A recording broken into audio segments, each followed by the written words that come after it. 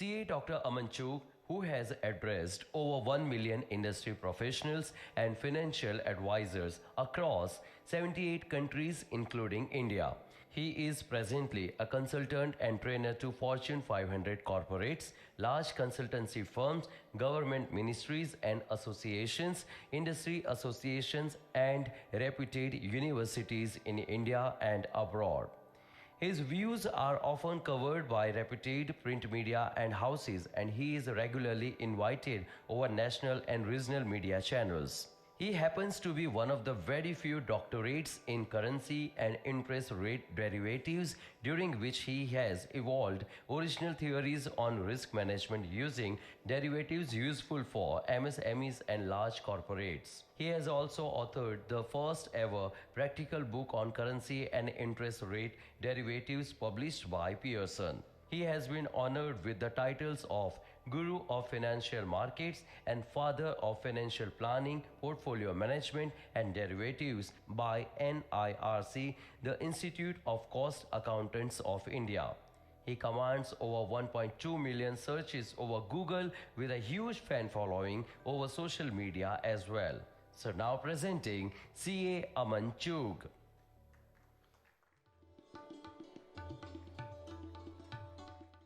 नमस्कार है जी, जय हिंद है।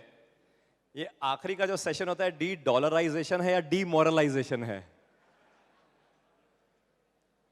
आज का जो टॉपिक है de dollarisation and its impact on financial markets, ये एज अ चार्टर्ड अकाउंटेंट्स हमें कैसे प्रभावित करेगा, उस सीन पे आने से पहले मैं आपके समक्ष I will be creating to scenes, यानी कि दो पैरेलल सीन के ऊपर मैं बात करने की कोशिश करूंगा, सो दैट हम as a chartered accountant understand कर पाएं एंड अप्रिशिएट कर पाएं कि हमारा करियर पाथ इससे कैसे अलाइंड है।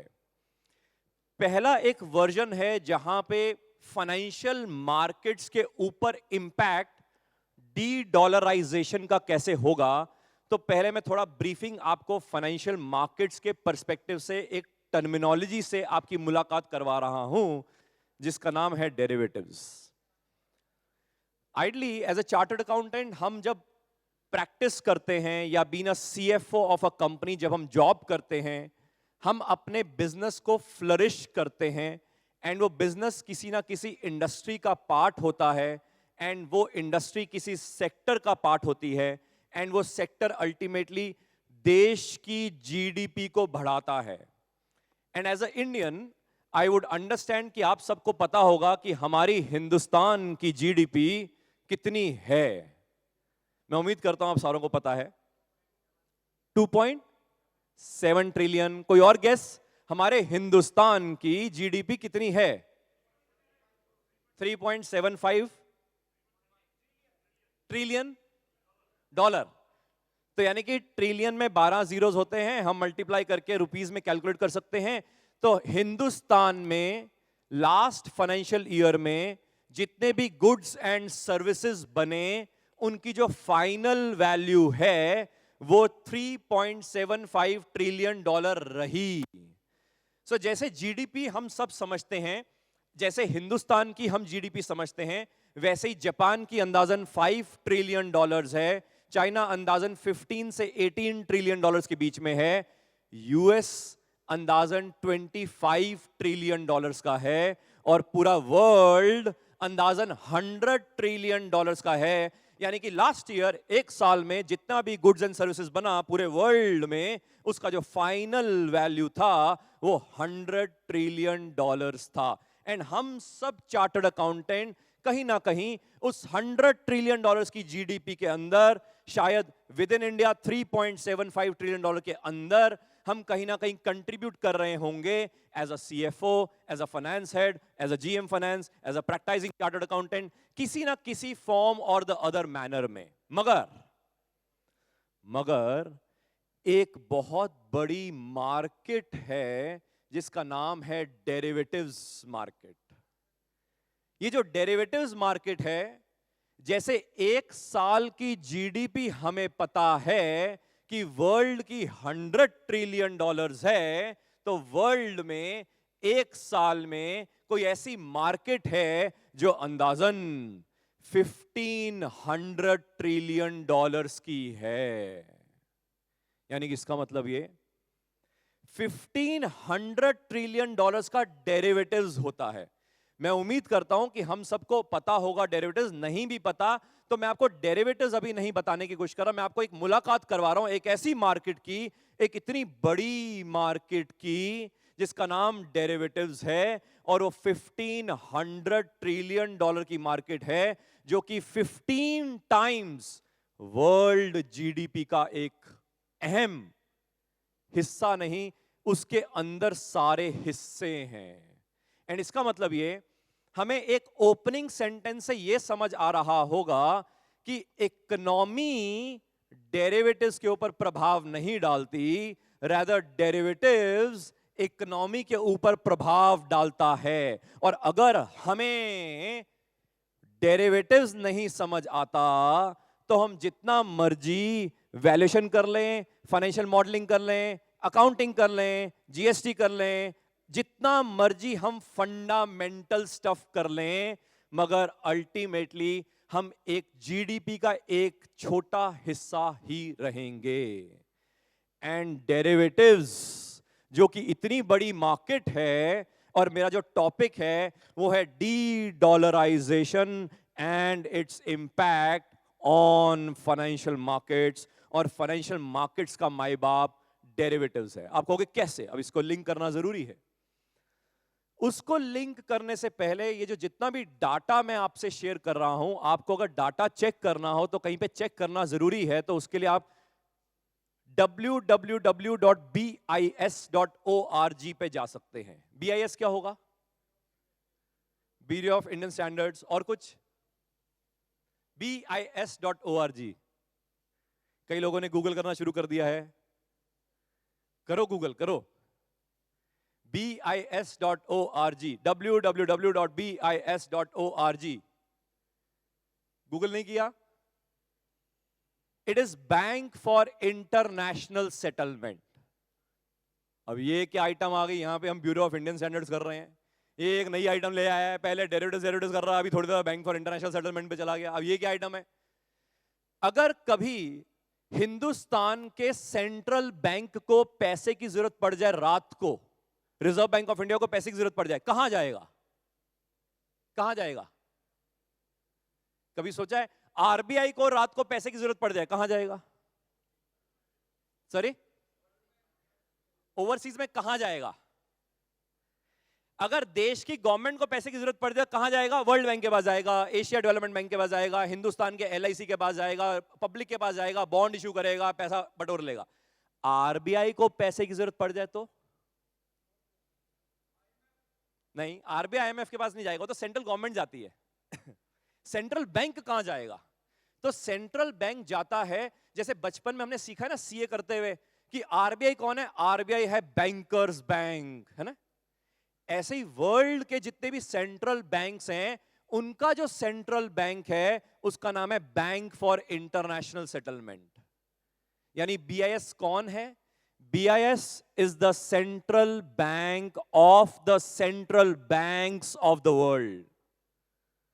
एंड सोचो, हमें अगर ना पता हो तो मार्केट कहां से चलती है कभी समझ नहीं आएगा, और अगर हमें यह ना पता हो तो इकोनॉमी कैसे चलाई जाती है वो भी समझ नहीं आएगा, और अगर हमें इकोनॉमी कैसे चलाई जाती है समझ नहीं आएगा तो हम एक कोने के साथ बैठ के वो अकाउंटिंग, वो ऑडिटिंग, वो टैक्सेशन, वो GST, वो वैल्यूएशन वही करते रह जाएंगे। और ये समझना जरूरी है क्योंकि हम एक पड़ाव पे हैं जिसका नाम है डी डॉलराइजेशन। और इसलिए मैं दोबारा रिपीट कर रहा हूं, मेरा टॉपिक है, मैं बार बार इसलिए रिपीट कर रहा हूं क्योंकि तब तक कुछ 5-6 लोग फिर इंडिया अंदर आ जाते हैं यहां पे, तो इसलिए मैं रिपीट कर रहा हूं, de dollarisation and its impact on financial markets. और फाइनेंशियल मार्केट्स का एक स्टेज सेटअप कर रहा हूं। मेरे यहां पे 2 सीन चलेंगे। पहला सीन है जहां पे मैं फाइनेंशियल मार्केट से आपकी थोड़ी मुलाकात करवा रहा हूं, फिर दूसरे सीन में आपकी मुलाकात डी डॉलराइजेशन से करवाऊंगा। और इन दोनों का मुद्दा क्या है, हम सब चार्टर्ड अकाउंटेंट्स की लाइफ में, उससे मैं कंक्लूड करूंगा। और मुझे पता है हम सबको जल्दी जाना है, मेरे को 6 बजे तक का टाइम दिया हुआ है, बट मेरे को यह भी कहा गया था अगर जनता जा रही हो तो 5:30 तक निपटा देना। तो मेरे को यह नहीं पता अगर आ रही हो तो चला सकता हूं। तो अभी पहला सीन क्रिएट करने की कोशिश कर रहा हूं। उस सीन में मैंने अभी तक आपसे यह बात करी है कि जीडीपी $100 ट्रिलियन की और एक साल में $1500 ट्रिलियन का डेरिवेटिव्स होता है। और ये कहां लिखा है? www.bis.org यानी बैंक फॉर इंटरनेशनल सेटलमेंट की वेबसाइट पे लिखा है। बैंक फॉर इंटरनेशनल सेटलमेंट क्या होता है वो मैंने आपको ऑलरेडी बता दिया है। इसको हम बोलते हैं सेंट्रल बैंक का सेंट्रल बैंक, यानी ये तो बात क्लियर हो गई। अब मुद्दा ये है कि कैसे डेरिवेटिव्स, कैसे फाइनेंशियल मार्केट्स और इकोनॉमी को इंपैक्ट कर सकती है, तो इसको समझने की जरूरत है। हम सब जो भी कंट्रीब्यूशन करते हैं बिजनेस में, वो अल्टीमेटली जीडीपी में काउंट होती है, क्योंकि किसी भी देश की इकोनॉमिक पॉलिसी क्या है? मेरे देश की जीडीपी की ग्रोथ होनी चाहिए, बस। जीडीपी ग्रोथ होएगी तो इंडेक्स फॉर इंडस्ट्रियल प्रोडक्शन बढ़ेगा, कोर सेक्टर आउटपुट बढ़ेगा, सारे सेक्टर्स परफॉर्म करेंगे, इंडस्ट्री परफॉर्म करेगी, एम्प्लॉयबिलिटी होगी, वगैरह वगैरह वगैरह वगैरह वगैरह। मगर ये जीडीपी के ऊपर कैसे प्रभावित करता है डेरिवेटिव्स, उसको समझने के लिए पहले ये समझ लें जीडीपी है क्या, कैसे बनती है। ये तो आपको पता ही है। जीडीपी बनाने के लिए हमें सबसे पहले तो रॉ मटेरियल चाहिए, बराबर है? क्योंकि फिनिश गुड्स बनाने हैं ना, यानी कि जीडीपी का मतलब क्या है? Final value of all the goods and services produced in the domestic territory of an economy of an world in a given financial period। यानी कि मेरे को ये बनाने के लिए क्या चाहिए? अगर मेरे पास 3 सेक्टर हैं जीडीपी में, एक है मैन्युफैक्चरिंग, एक है एग्रीकल्चर, एक है सर्विसेज। तो मैन्युफैक्चरिंग एंड एग्रीकल्चर सेक्टर के लिए कमोडिटी मेरा रॉ मटेरियल हो गया। कमोडिटी का मतलब ऑयल है, गैस है, कॉपर है, आयरन है, स्टील है, जवार है, बाजरा है, चना है, वगैरह वगैरह वगैरह वगैरह। और ये सारे कमोडिटीज की अगर प्राइसेस हिल जाएं, यानी कमोडिटी मार्केट की प्राइसेस हिल जाएं, तो मेरे बिजनेसेस की परफॉर्मेंस हिल जाएगी, बराबर है? क्योंकि मारुति की परफॉर्मेंस हिल जाएगी, एल्यूमिनियम, कॉपर, स्टील हिल जाए तो। यानी कोई भी कंपनी हो, उस कंपनी का जो मर्जी अकाउंटिंग हो, टैक्स हो, जीएसटी हो, मगर उस इकोनॉमी की परफॉर्मेंस जो है, या उस बिजनेस की परफॉर्मेंस जो है, या जो सेक्टर की परफॉर्मेंस जो है, उस कंपनी की परफॉर्मेंस के ऊपर डिपेंड करती है। और हर कंपनी की परफॉर्मेंस, स्पेशली मैन्युफैक्चरिंग और एग्रीकल्चर सेक्टर की परफॉर्मेंस में रॉ मटेरियल चाहिए। और जो रॉ मटेरियल है, अगर रॉ मटेरियल के प्राइसेस हिल जाएंगे तो वो बिजनेसेस के परफॉर्मेंस हिल जाएंगे। और रॉ मटेरियल यानी कि कमोडिटी के प्राइसेस हिलाने वाला कौन है? Commodity derivatives.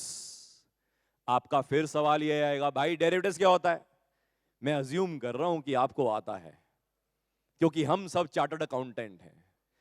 और डेरिवेटिव्स यानी कि पहला मेरा स्टेटमेंट था, डेरिवेटिव्स इंपैक्ट करता है मार्केट को, और डेरिवेटिव्स और मार्केट इंपैक्ट करती है इकोनॉमी को। मेरी दूसरी स्टेटमेंट है, कमोडिटी डेरिवेटिव्स इंपैक्ट करता है कमोडिटी मार्केट को, यानी कि ऑयल मार्केट को, कॉपर मार्केट को, गैस मार्केट को, आयरन मार्केट को, स्टील मार्केट को। कौन हिला रहा है?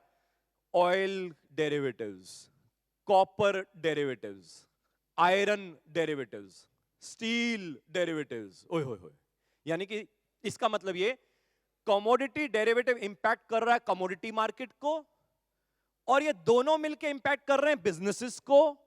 और बिजनेसेस अगर इंपैक्ट हो जाएंगे तो इकोनॉमी परफॉर्मेंस इंपैक्ट हो जाएगी। इसका मतलब ये दूसरा इंपॉर्टेंट स्टेटमेंट है, commodity derivatives impacts the commodity markets and they both in turn impact the performances of the businesses and hence the performance of the economy। Economy की परफॉर्मेंस को अगर हिला देगा तो यानी कि हम सब की नौकरी, प्रोफेशन वगैरह वगैरह वो भी इंपैक्ट करेगा। ये हो गया दूसरा स्टेटमेंट। तीसरा, चाहे मैन्युफैक्चरिंग हो, चाहे एग्रीकल्चर हो, चाहे सर्विसेज सेक्टर हो, हमें कमोडिटी चाहिए, सर्विसेज में कमोडिटी नहीं चाहिए, मगर बाकी दो सेक्टर में चाहिए। मगर उसके कमोडिटी खरीदने के लिए क्या चाहिए? धंधा करने के लिए क्या चाहिए? पैसा, बराबर है? अगर पैसा चाहिए धंधा करने के लिए, तो हम तो ये सोचते हैं इंडिया में पैसा चाहिए तो बैंक के पास चले जा, या प्राइवेट इन्वेस्टर के पास चले जा, या लाले के पास चले जा, बराबर है? लाले को इक्विटी, प्राइवेट इन्वेस्टर का प्राइवेट इक्विटी या वेंचर कैपिटलिस्ट, और बैंक से लोन, या पब्लिक से लोन तो बॉन्ड। ये सारी जगह से जो पैसा लिया, ये तो हिंदुस्तान की बात हो रही है। हिंदुस्तान के अंदर कितना पैसा छप के घूम रहा है, वो डिपेंड करेगा वर्ल्ड की करेंसी मार्केट कैसे चल रही है। यानी कि dollar rupee, euro dollar, pound dollar, dollar yen, यानी कि इंटरनेशनली सारी करेंसीज कैसे चल रही हैं, कौन चला रहा है, ये इंपैक्ट कर देगा मेरे हिंदुस्तान की इकोनॉमी को। यानी कि तीसरा स्टेटमेंट क्या है? समझ आ रहा है ना? सारे स्टैचू की तरह बैठे हुए हैं। कुछ कई बार ना समझ आ रहा तो एक्टिंग कर सकते हैं ऐसे। एक्टिंग से क्या होएगा? यहां पे जो आदमी खड़ा होता है, जब सामने से एक्टिंग हो रही है तो कॉन्फिडेंस आएगा, भाई सही चल रहा है यार, देख साफ सी बात है। अगर सारे ऐसे करके बैठेंगे और साथ में कुछ लोग तो चले भी गए हैं, और जो लोग रह गए हैं अगर वो ऐसे ही बैठे रहेंगे, तो मेरे को समझ नहीं आया, शायद मेरे को लगेगा शायद इनको खुली आंखों से सोने का अंदाज आता है। और अगर ऐसा नहीं है तो थोड़ा ऐसे ऐसे करते रहा करो, तो मेरे को लगेगा एक्टिंग चाहे कर रहे हैं मगर कुछ कुछ समझ आ रहा है। कुछ समझ आ रहा है? चालू रखूं? ओके, हाँ, हुटिंग भी कर सकते हैं। तीसरा जो मुद्दा मैं जिक्र कर रहा था वो ये जिक्र कर रहा था कि करेंसी हमें चाहिए बिजनेसेस को करने के लिए। लोन चाहिए, मतलब पैसा चाहिए, लोन चाहिए, प्राइवेट इक्विटी चाहिए, वेंचर कैपिटल चाहिए। पैसा जो चाहिए, ये पैसा भी तो वर्ल्ड में कितना घूम सकता है इकोनॉमी में, वो वर्ल्ड के पैरामीटर्स पे डिसाइड हो रहा होता है। इसका मतलब ये currency derivatives market, currency market को हिलाती है, और ये दोनों मिलके इकोनॉमिक परफॉर्मेंस को हिला देते हैं, बिजनेस परफॉर्मेंस को हिला देते हैं। और इसका मतलब ये तीसरा स्टेटमेंट बड़ा पावरफुल है कि अगर हमने करेंसी डेरिवेटिव्स को नहीं जाना तो हमें ये जितना मर्जी अकाउंटिंग, टैक्सेशन, जीएसटी जितना मर्जी कर लें, उसका कोई फायदा नहीं होगा। ये तीसरा स्टेटमेंट। चौथा स्टेटमेंट, ये जो लोन या जो करेंसी, ये जो प्राइवेट इक्विटी या जो इक्विटी जो हम रेज कर रहे हैं, उसका एक कॉस्ट है, इंटरेस्ट है। जैसे हमारे रेपो रेट है, ऐसे लाइबोर है, सोनिया है, आजकल तो लाइबोर ट्रांसफॉर्म हो रहा है सॉफर पे, सोनिया पे। इसका मतलब ये इंटरेस्ट रेट अगर हिल जाए तो बिजनेसेस की परफॉर्मेंस हिल जाएगी, बराबर है? और इंटरेस्ट रेट को हिलाने वाला कौन है? वो है इंटरेस्ट रेट डेरिवेटिव्स। मैं उम्मीद रखता हूं कि आपको डेरिवेटिव समझ आता है, क्योंकि आप सब चार्टर्ड अकाउंटेंट हैं। यानी इसका मतलब ये चौथा स्टेटमेंट ये है, interest rate derivatives interest rate market को हिलाता है, और ये दोनों मिलके इकोनॉमिक परफॉर्मेंस को हिलाते हैं। जहां पे हम सब चार्टर्ड अकाउंटेंट अकाउंटिंग करते हैं, रिपोर्टिंग करते हैं, बजटिंग करते हैं, वैल्यूएशन करते हैं, मॉडल बनाते हैं, एक्सेल करते हैं, जीएसटी करते हैं, इनकम टैक्स करते हैं, वगैरह वगैरह वगैरह वगैरह। और पांचवा स्टेटमेंट इंपॉर्टेंट ये है कि ये जितने भी बिजनेसेस लगे हुए धंधा करने में, ये सारे बिजनेसेस जो लगे हुए धंधा करने में, जो बैठे भी थे या जो बाकी बिजनेसेस आप सोच सकते हो, इनका मेन मुद्दा अपना शेयर का वैल्यूएशन बढ़ाना है, बराबर है? लाला क्या चाहता है? शेयर होल्डर्स की वैल्यूएशन, वेल्थ मैक्सिमाइजेशन। और जो वेल्थ है लाले की या शेयर होल्डर की, उसको कौन हिलाता है? Equity derivatives. यानी कि पांचवा स्टेटमेंट, इक्विटी मार्केट जो है उसको हिलाया जाता है by equity derivatives, and equity derivatives हिलाता है इक्विटी मार्केट को भी, और बिजनेस परफॉर्मेंस के वैल्यूएशन को भी, और इकोनॉमी की वैल्यूएशन को भी। यानी कि किसी भी इकोनॉमी की वैल्यूएशन तभी बढ़ेगी अगर उस देश के अंदर के जो बिजनेसेस हैं उनकी वैल्यूएशन बढ़े तो। यानी कि इसका मतलब 5 स्टेटमेंट से मैं आपको बताने की कोशिश ये कर रहा था कि एक आइटम है जिसका नाम है डेरिवेटिव्स, जो वर्ल्ड की मार्केट को भी हिलाती है और वर्ल्ड की जीडीपी को भी हिलाती है और वर्ल्ड के बिजनेस एंड इकोनॉमिक परफॉर्मेंस को भी हिलाती है। ये पहला सीन था, de dollarisation and its impact on the financial markets के जो टॉपिक के अंदर पहला सीन मैंने क्रिएट किया आपके साथ। अब मैं दूसरा सीन क्रिएट कर रहा हूं, यानी डी डॉलराइजेशन। हम नॉर्मली ऐसा अज्यूम कर लेते हैं कि डी डॉलराइजेशन का मतलब होता है डॉलर की वैल्यू गिरना। ऐसा तो मैंने नहीं बोला कि डॉलर की वैल्यू गिरना एक तरह से डी डॉलराइजेशन हो गया, क्योंकि डॉलर की वैल्यू किसके अगेंस्ट देख रहे हैं वो डिपेंड करता है। एंड नॉर्मली हम आम आदमी की तरह दो जगह देखते हैं डॉलर की वैल्यू।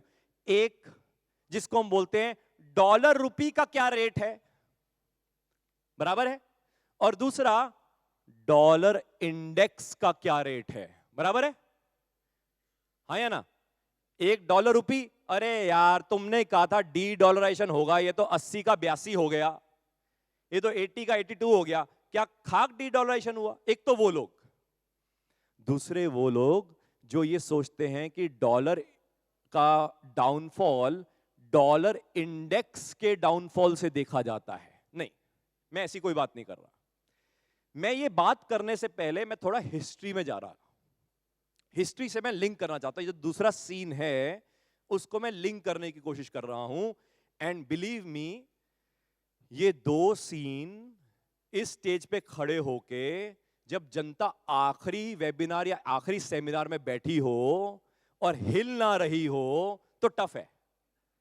तो थोड़ा थोड़ा ऐसे हिला लो तो इजी हो जाएगा, क्योंकि आखिरी सेमिनार है। या तो पता हो ना इसके बाद भाई लंच मिलेगा, तो लोग कहेंगे भाई लंच खा के जाएंगे, सुन लेते हैं।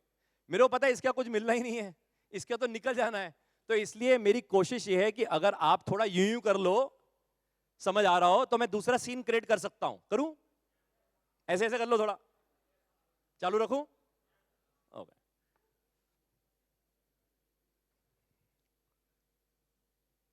(1890) से लेके 1920, इसकी थोड़ी वॉल्यूम बढ़ा देंगे प्लीज, इसकी थोड़ी वॉल्यूम बढ़ा देंगे ताकि कोई सो रहा हो तो वो भी जाग जाए,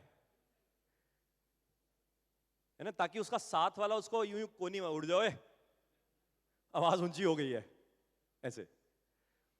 तो 1890 से 1920 यानी कि 30 इयर्स, उस जमाने में जब वेस्टर्न वर्ल्ड में बहुत ज्यादा इंडस्ट्रियलाइजेशन हो रहा था या हो चुका था, उन्होंने कहीं ना कहीं अपनी इकोनॉमी के अंदर जो करेंसी थी, जितनी छाप सकते हैं, उस करेंसी को बैक कर लिया था गोल्ड के साथ, यानी कि गोल्ड के साथ बैकिंग कर ली थी।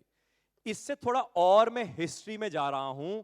17th सेंचुरी में दो लुटेरों का नाम आपने सुना होगा, एक था वास्को डा गामा और एक था क्रिस्टोफर कोलंबस, जिनको कहा जाता है वास्को डा गामा डिस्कवर्ड इंडिया। नहीं नहीं नहीं, वास्को डा गामा लूटेड इंडिया 50 टाइम्स। यानी कि वास्को डा गामा हिंदुस्तान में 50 बार शिप भरे हुए गोल्ड हिंदुस्तान से लूट के लेके गया। और Christopher Columbus United states of America में जो उनके ओरिजिनली लोग जो रहते थे, जिनको रेड इंडियंस कहा जाता है, 6 करोड़ रेड इंडियंस को मार डाला उसने। क्यों? ताकि यूरोप से पोर्तुगल, स्पेन, फ्रांस, ये जो सारे लोग हैं, या ग्रीस वगैरह, ये जो सब लोग हैं, इनको बसाया जा सके यूएस के अंदर, कनाडा के अंदर, ऑस्ट्रेलिया के अंदर, न्यूजीलैंड के अंदर। यानी कि ये 17th सेंचुरी की कहानी है। एंड उनका एक ही मोटो था, सारे वर्ल्ड से गोल्ड और सिल्वर लूट लो। ये 17th सेंचुरी की कहानी थी। उन्होंने सारी जगह से गोल्ड और सिल्वर लूट लिया। करते करते करते 19th सेंचुरी आ गई, यानी कि 1890 सन में मोस्ट ऑफ ये जो कंट्रीज थे, France, Germany, Italy, even Japan, ये सारे कंट्रीज ने कह दिया कि हमारी जो करेंसी है हम कितनी छापेंगे, जितना हमारे पास गोल्ड है, जिसको हम कहते हैं gold backed currency. Okay, no problem.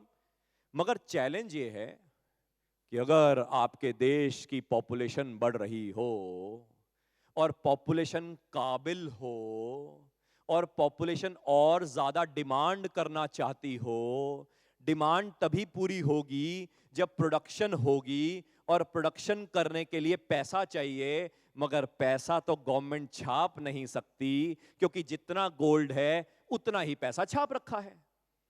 तो अगर आपको और पैसा छापना है तो उसके लिए आपको क्या चाहिए?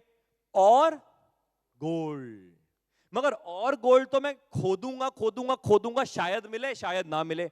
मिल गया तो छाप ले भाई, और अगर ना मिला तो क्या करूंगा? उसके लिए इन्होंने सोचा दूसरे देश को लूटते हैं गोल्ड, जिसके लिए first world war, second world war पैदा क्यों हुई? गोल्ड लूटने के लिए।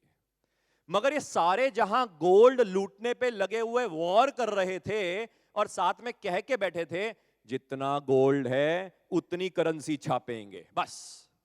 क्यों? ताकि महंगाई ना बढ़ जाए, क्योंकि वार लाइक सिचुएशन है। वहां पे यूएस क्या कर रहा था?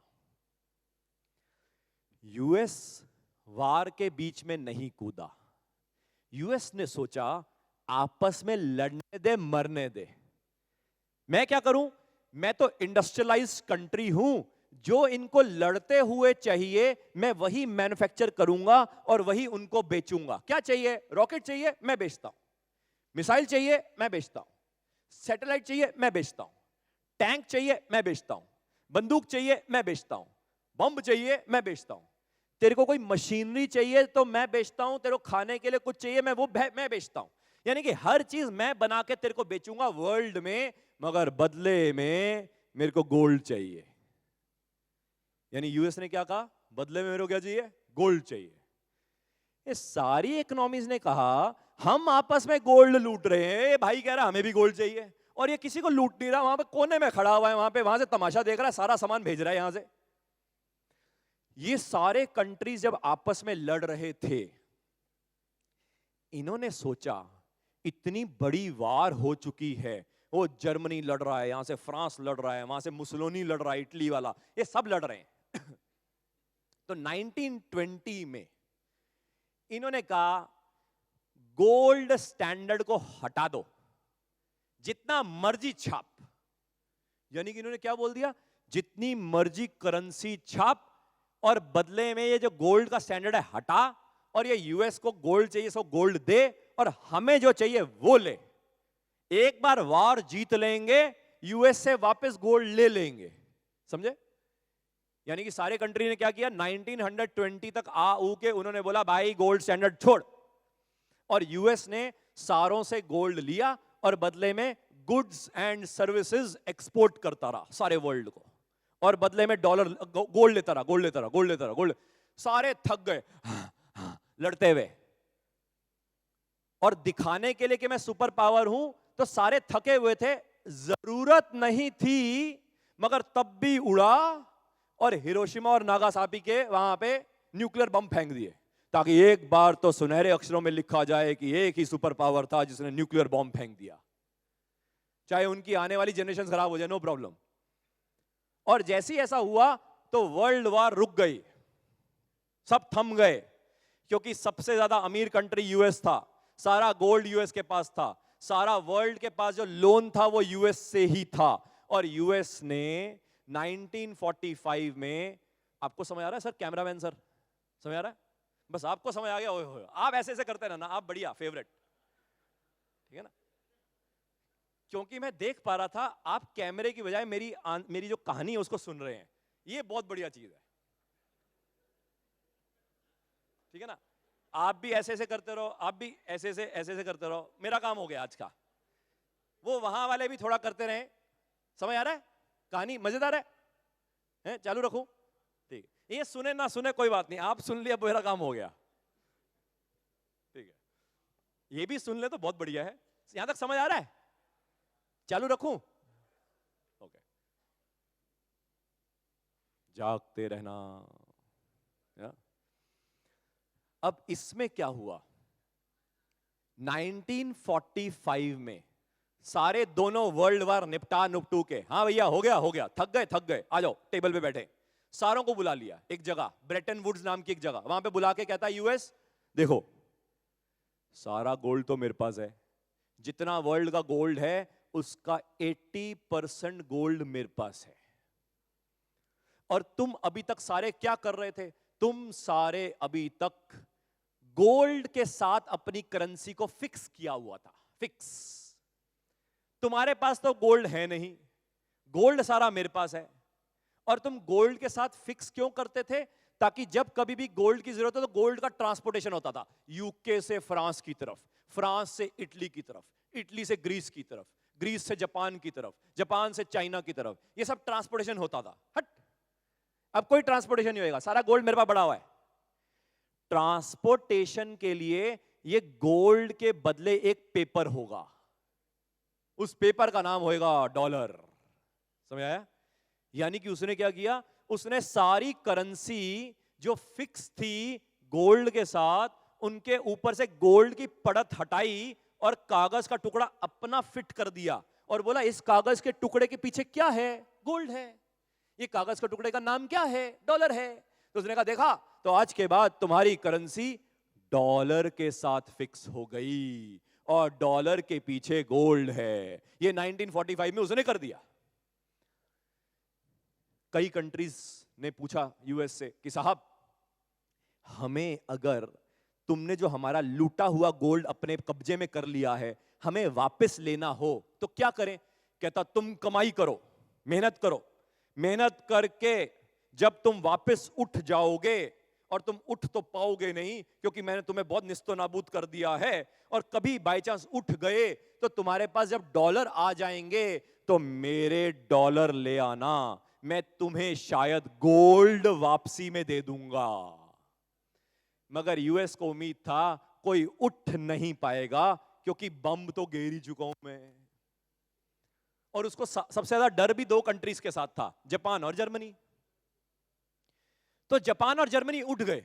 1960 और 1965 में जाके यूएस के पास वहां पे नॉक नॉक, पहचान कौन, वो कहते अबे तुम दोबारा आ गए। कहते सर हम जाग गए, हमारे पास डॉलर आ गए, ये कागज का टुकड़ा अपना पकड़ लो, हमारा गोल्ड हमें वापस दे दो। यूएस ने कहा ये तो प्रॉब्लम हो गई रे। तो यूएस ने 1971 में उनके प्रेसिडेंट ने, निक्सन साहब ने टीवी पे आके बोल दिया आज के बाद गोल्ड मत मांगना, यानी कि डॉलर के पीछे तुम्हें गोल्ड नहीं मिलेगा। तो सारे कंट्रीज ने कहा भाई ये जो कागज के टुकड़े तेरी बुआ ने कहे थे रखने को, मैं रख के बैठा, इसका क्या करूंगा। तो यूएस ने कहा अब ये जो बुआ ने कहे थे कागज के टुकड़े, अब ये कागज के टुकड़े से ये जो डॉलर जो है उससे तू एक और कागज का टुकड़ा खरीद सकता है जिसको हम बोलते हैं यूएस ट्रेजरी। सुना होगा ना आपने यूएस ट्रेजरी, यानी एक कागज का टुकड़ा क्या है, डॉलर, दूसरा कागज का टुकड़ा क्या है, यूएस ट्रेजरी। दोनों कागज के टुकड़े हैं, बेवकूफ बना रहा है।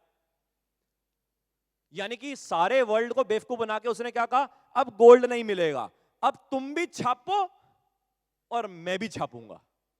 क्या समझे? मगर फर्क उसने क्या कर दिया, 15 अगस्त 1971 को उसने कहा तुम भी छापो मैं भी छापूंगा, मगर वो तो छाप सकता है क्योंकि उसका छापा हुआ डॉलर सामने वाले को चाहिए। बराबर है, एक्सेप्टेबल है। और ये एक्सेप्टेबल बनाने के लिए, ताकि ये कागज का टुकड़ा एक्सेप्टेबल हो जाए, एक बार आखिरी वार कर दूं, वो वार करने के लिए मैं सऊदी पहुंच गया। सऊदी को बोला तेरी जान को खतरा है। सऊदी कहता क्यों? कहता तेरे पास तेल है, लूटने वाले लुटेरे हैं, सबसे पावरफुल मैं ही हूं, हिरोशिमा नागासाकी को बम मैंने फेंका है, तो मैं ही तेरे को बचा सकता हूं और कोई तेरे को बचाने आएगा नहीं, तो मेरी आर्मी को जगह यहां दे दे और बदले में तेरे पास जो ऑयल है उसकी तू बिलिंग डॉलर में कर दे। जिसको आप किस नाम से जानते हैं? Petro dollar. बराबर है? यानी पेट्रो डॉलर मतलब ऑयल भी डॉलर में, कॉपर भी डॉलर में, आयरन भी डॉलर में, नेचुरल गैस भी डॉलर में, स्टील भी डॉलर में, सारे कमोडिटीज डॉलर में बिल होंगे बस। और एक और काम करना है, क्या? वो जापान और जर्मनी है ना, उनको सबक सिखाना है। तो उनको सबक सिखाने के लिए कहां जाऊं? कोई ऐसे कंट्री के पास जाता हूं जो मेरे साथ रहे। तो एक शादी कर लेता हूं। तो यूएस ने चाइना के साथ शादी कर ली, जिसको नाम देते हैं चिमेरिका। क्या बोलते हैं? चिमेरिका। China weds America. तो अमेरिका का प्रेसिडेंट कौन? Jimmy Carter. चाइना का प्रेसिडेंट कौन? डेंग जाओपिंग। डेंग मतलब माओ जेडोंग का प्यादा। माओ जेडोंग वही था जिसने 1962 में हमारे यहां पे आक्रमण किया था। वो कहानी कभी बताऊंगा कि जब आक्रमण हो रहा था हमारे लीडर कहां थे, कहां बैठे थे, क्या कर रहे थे, वो भी नहीं, क्योंकि ये रिकॉर्डिंग चल रही है भाई साहब की। तो डेंग जियाओपिंग और जिमी कार्टर ने कॉन्ट्रैक्ट किया। जिमी कार्टर ने कहा, देख जापान से मेरे को डर लगता है, बहुत मेहनती आदमी है। ये जर्मनी से मेरे को डर लगता है, बहुत मेहनती आदमी है। मगर हम और तू शादी करते हैं, ऐसा करेंगे, मेरे यहां पे बहुत इंडस्ट्रियलाइजेशन हो चुकी है, मैं ये सब तेरे को उठा के आउटसोर्स तेरे चाइना में कर देता हूं। अभी एट प्रेजेंट मैं क्या करता हूं चाइना, मेरी बात सुन, मैं ना यूएस में माल बनाता हूं और वर्ल्ड को बेचता हूं। ले ले तू भी ले, ले तू भी ले। मगर अब मैं चाहता हूं कि मैं यहां पे ना बनाऊं, ताकि मेरे यहां की पॉल्यूशन कम हो जाए, और साथ में मैं चाहता हूं कि इसको और सस्ता तू बना दे। तो तू कैसे बनाएगा? तू तो कम्युनिस्ट कंट्री है रे, तू तो आदमियों को, लोगों को जीने ही नहीं देता, उठने ही नहीं देता रे। तो ऐसा कर, तू उन लेबर को ऐसा एक्सप्लॉइट कर डाल, ऐसा काट डाल कि वो सस्ते से सस्ते दाम पे माल बनाए। मगर देख, ये माल को तू नहीं बेचेगा, माल मेरा है, ये माल वापस यूएस आएगा, मैं ही बेचूंगा। ले ले ले। यानी पहले मैं घर पे बना रहा था और बेच रहा था, मगर आज के बाद मैं तेरे घर पे बनाऊंगा, मगर तेरे घर से मेरे घर पे आएगा और मैं यहां से बेचूंगा, और बदले में तेरे को मैं अमीर कर दूंगा डॉलर से। चाइना ने कहा, सर मेरे को भी वैसे ही डेवलप्ड बना देना जैसे आप हो। कहता पूरा बना दूंगा, तेरे यहां पे भी बढ़िया बढ़िया हाईवे होंगे, रोड्स होंगी, बिल्डिंग होंगी, यानी तेरे पास सब होगा। मगर ध्यान रख दो चीजें, पहला, तू डायरेक्ट किसी को माल बेचेगा नहीं, दूसरा, तू घर के अंदर कंजम्पशन करेगा नहीं। तो घर के अंदर तेरे कंजम्पशन ना हो पाए तो तू अपनी वन चाइल्ड पॉलिसी को फॉर्मुलेट कर ले। क्या कर ले?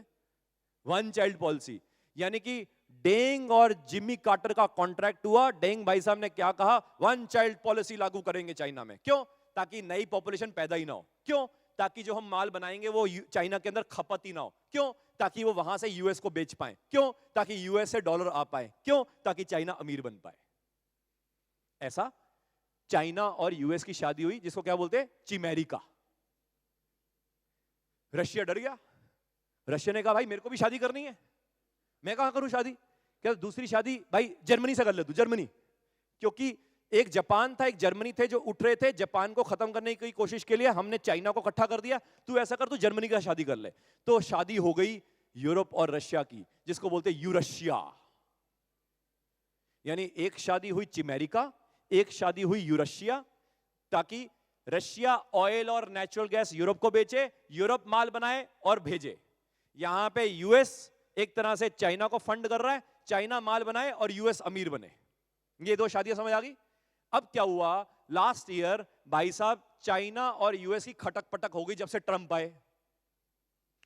आपको पता है खटक पटक कब से शुरू हुई? 2015-16 में। क्यों? जब 2016 में ट्रंप साहब आए ना, तो एक सबमरीन शिप, एक यूके की एक यूएस की, जैसे यूके की सबमरीन शिप का नाम था डंकन। क्या नाम था? डंकन। $4 बिलियन की शिप है वो। डंकन जो शिप थी वो साउथ चाइना सी में जा रही थी। जाते जाते जाते साउथ चाइना सी आ रहा, वहीं पे गड़गड़ गड़गड़ बंद हो गई। बंदी हो गई, चली नहीं रही। ये यूएस और यूके को लगा, भाई चल क्यों नहीं रही, चलाओ इसको। कहते साहब चलती नहीं है, क्यों? क्योंकि इसके अंदर जो सेमीकंडक्टर है ना वो मेड इन चाइना है। अबे तेरी तो मेड इन चाइना मतलब सर चाइना ने वहां से स्विच डाउन कर दिया, ये डंकन चल नहीं रहा। तो तब यूएस को होश आई, अबे सारी 5G टेक्नोलॉजी, सारा सेमीकंडक्टर चिप्स की जो इंडस्ट्री है चाइना के पास चली गई भाई। ये चाइना से बैर ले लो, क्योंकि चाइना चाइना ये जो हमारी शादी कर रखी थी चिमेरिका ये तो प्रॉब्लम में आ गई।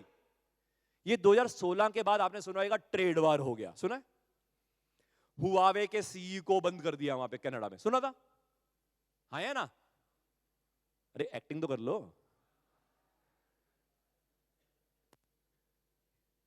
एक्टिंग तो सही है। हुआवे की जो सीईओ थी ना, हुआवे 5G 4G सब टेक्नोलॉजी का जायंट है ना चाइना का, उसके आदमी को बंद कर दिया कनाडा में ट्रंप साहब ने। क्यों? इसी के कारण। और कोविड भी क्यों चाइना लेकर आया वो फिर कभी कहानी बाद में। मगर ये जो पूरा सिनेरियो बन रहा था, इसमें जो कहानी यहां तक की थी वो ये थी कि लास्ट ईयर तक शादी टूटते टूटते टूटते आखिरकार टूट ही गई।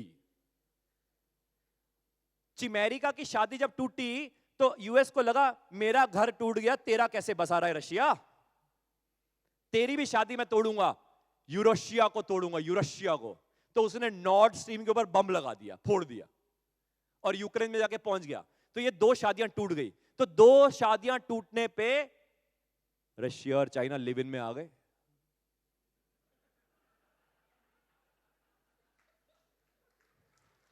ये जागे हैं तो, अबे जागे हैं तो मेरे को लगा सो रहा था। लिव इन में आ गए यार। ये तो नाम दे दिया चशिया। यही चाइना और रशिया बन गए चशिया, लिव इन में आ गए। तो लिव इन में आने के कारण अभी जो डी डॉलराइजेशन वाला जो सीन था, इसके कारण अब जो सारे कंट्रीज हैं, रशिया, चाइना, ब्राजील, इंडिया, ये सब इकट्ठे हो रहे हैं। ये कह रहे हैं भाई सुन, यूएस के पास ना इंडस्ट्रियलाइजेशन के लिए कुछ बचा नहीं है, और अगर हम उसको माल बेचना बंद कर दें तो गियो,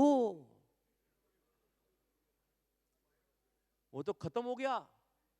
क्योंकि उसके पास एक कागज का टुकड़ा है जिसका नाम है डॉलर, और डॉलर के पीछे कुछ नहीं। तो ऐसा करते हैं, उसको साइड पे रख, हम आपस में धंधा करो छे।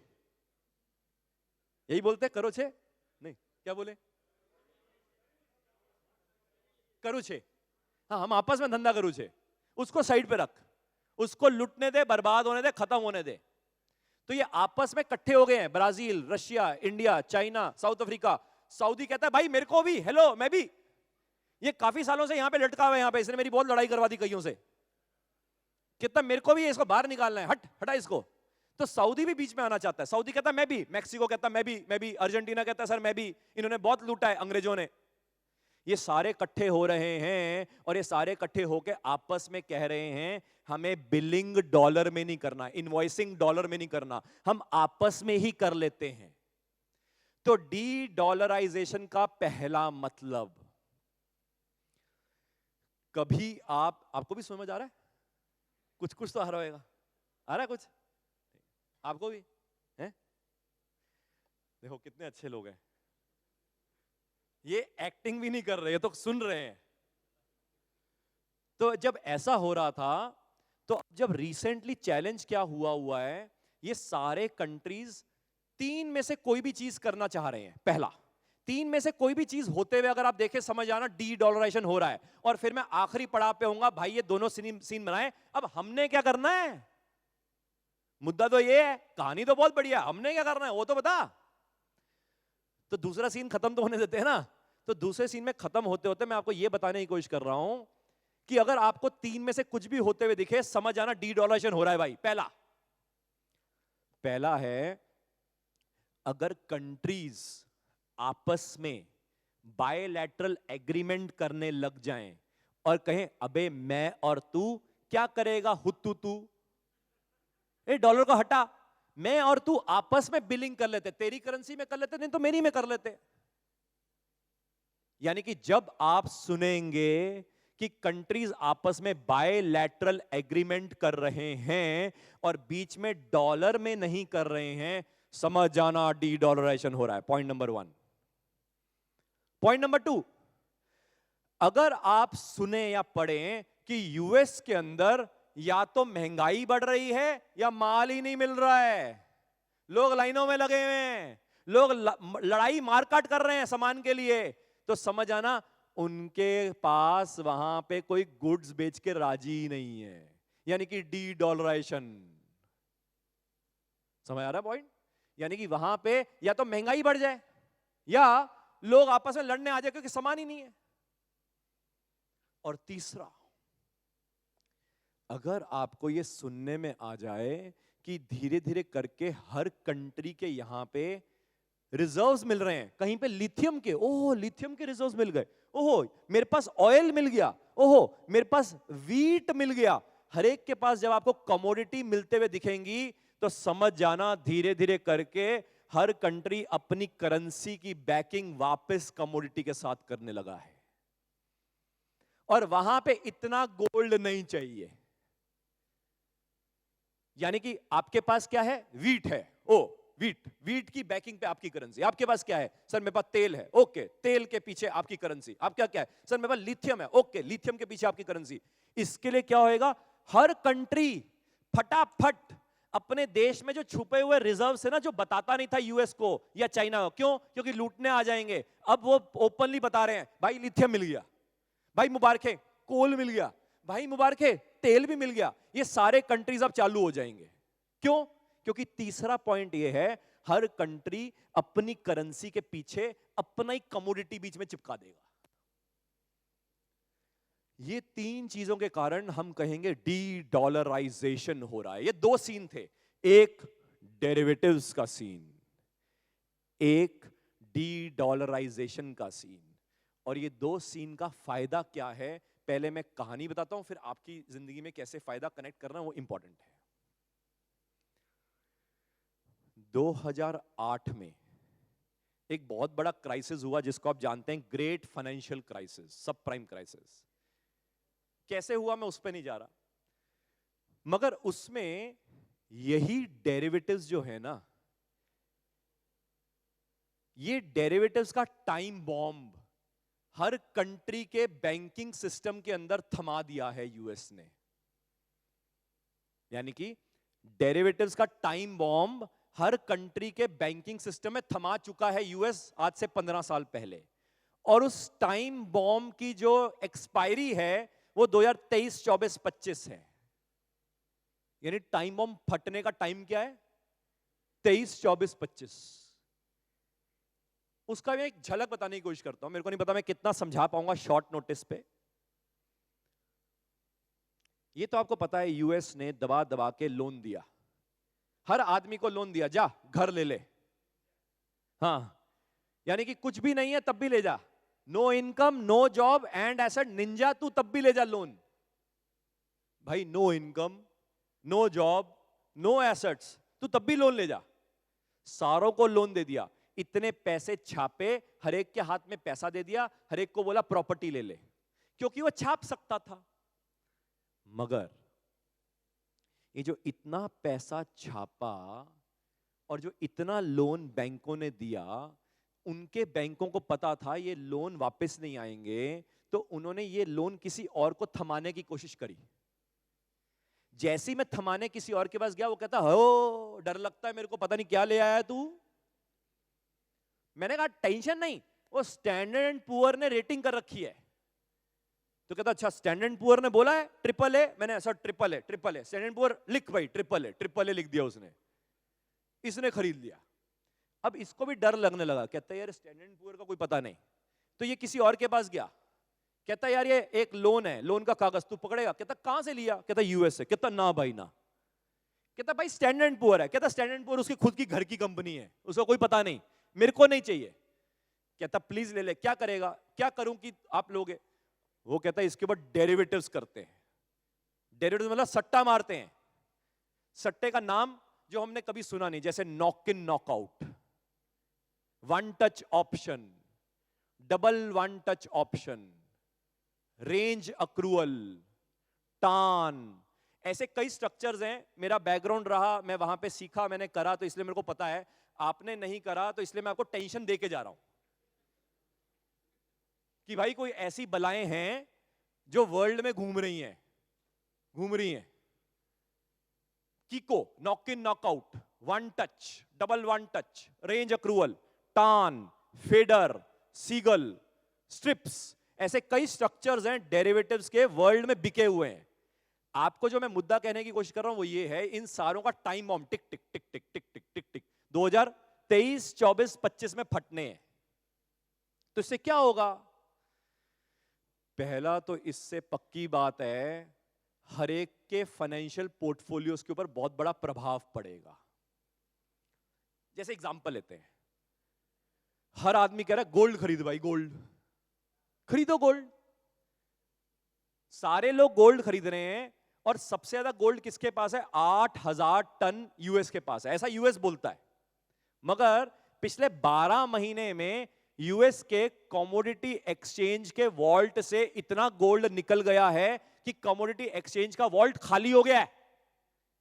गूगल करोगे तो मिलेगा। यानी यूएस के कमोडिटी का जो एक्सचेंज है ना, कॉमेक्स बोलते हो, कॉमेक्स, उसके पीछे जो वॉल्ट है वहां पे गोल्ड नहीं है। यानी कि गोल्ड बिक चुका है, वहां से गोल्ड ही नहीं है। तो अभी एक आर्टिकल आया, वो क्या कहते हैं, भाई लोगों ने इतना पेपर में गोल्ड खरीद रखा है कि हर 4.5 रुपए के गोल्ड के पीछे 1 रुपए का फिजिकल गोल्ड है। अबे तेरी तो, हम सारे ईटीएफ कर रहे हैं, gold ETF, gold ETF, gold ETF, gold sovereign gold bond, gold ETF. 4.5 रुपए का गोल्ड का जो पेपर में खरीद रखा है, उसके पीछे 1 रुपए का ही गोल्ड अवेलेबल है। और ये रिपोर्ट कहां से आई है? BIS.org, क्योंकि डेरिवेटिव सारे हुए हैं ना उसके ऊपर, इसलिए वहां पे रिपोर्ट छपी हुई है, मगर कोई पढ़ता नहीं है। और सिल्वर में तो और भी माड़ा हाल है। 11 रुपए का जो पेपर में सिल्वर बिका हुआ है, असली में फिजिकल सिल्वर एक ही है, 1 रुपए का। इसका मतलब ये वर्ल्ड में इंक्लूडिंग इंडिया में हम सब के जो क्लाइंट्स है ना, उनका फाइनेंशियल पोर्टफोलियो हिल डालेगा। गोल्ड से भी हिलेगा, म्यूचुअल फंड से भी हिलेगा, बॉन्ड मार्केट से भी हिलेगा।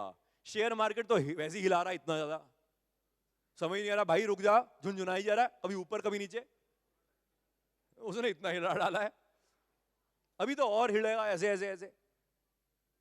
आपको निफ्टी सेंसेक्स ज्यादा गिरते हुए नहीं दिखेगा। क्यों? अरे वो जो शरीफ आदमी है ना, जो रिटेल में, वो म्यूचुअल फंड में लगाता है, लॉन्ग टर्म म्यूचुअल फंड, क्योंकि उसको सिखाया गया म्यूचुअल फंड सही है।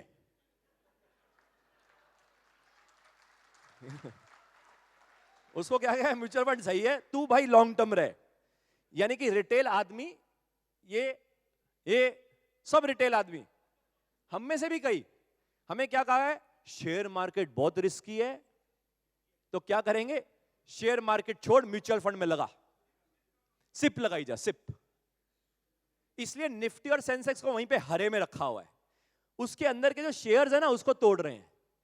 कभी 10% इसको तोड़ दे, फिर 10% इसको तोड़ दे, फिर 10% इसको तोड़ दे। और ऐसे में जीतू भाई जैसे ना, ये शॉर्ट कर करके अपना पैसा बना रहे हैं। ये बताते नहीं है, ये शॉर्ट मारी जा रहे हैं। ये कहता है मार बैंक ऑफ बड़ौदा को ठोक। ये लाइव मार्केट में कहते हैं स्टेट बैंक ऑफ इंडिया ठोक। और रिटेल वाला आदमी जो जानता नहीं जीतू भाई, वो क्या कर रहा है, लॉन्ग टर्म।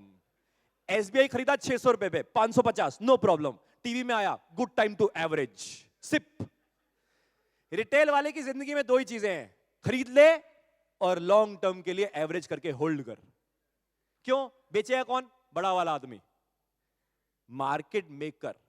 तो इसलिए पहला कंक्लूजन क्या है जी, आपके और आपके क्लाइंट्स के पोर्टफोलियो हिलेंगे, पहला। दूसरा, ये डी डॉलराइजेशन के कारण वेस्टर्न वर्ल्ड में कईयों की नौकरियां जाएंगी, वो इंडिया आ रहे हैं, आने वाले हैं, आना चाहते हैं, या तो आने वाले हैं या आना चाहते हैं, उनको वहां पे कुछ अवेलेबल नहीं है, और अपना पैसा तो वो इंडिया भेजना ही चाहते हैं।